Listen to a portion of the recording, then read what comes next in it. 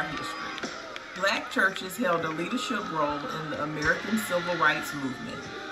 Their history as a center of strength for the Black community made them natural leaders in this moral struggle.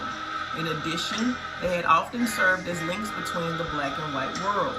Notable minister activists of the 1950s and 60s include Martin Luther King Jr., Ralph David Abernathy, Bernard Lee, Fred Shuttlesworth, and Wyatt T.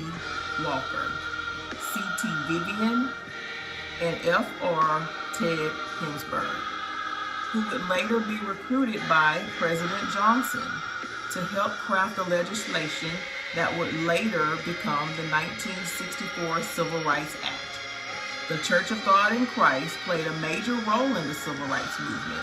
Dr. Martin Luther King Jr. made his last speech at Mason Temple Church of God in Christ in Memphis, Tennessee. On April the 3rd, 1968, thousands filled the sanctuary to hear an address from Dr. Martin Luther King Jr. As Dr. Martin Luther King spoke in support of the Memphis sanitation workers, their strike, he called for nonviolent protests to fight against this injustice. The remarks would become known as his mountaintop speech, as Dr. King told those gathered that he had began to see the mountaintop and that he had seen the promised land, adding the prophetic words, "I may not get there with you."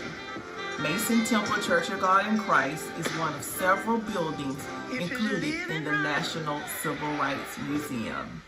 Church of God in Christ, let's continue as our history, Black history.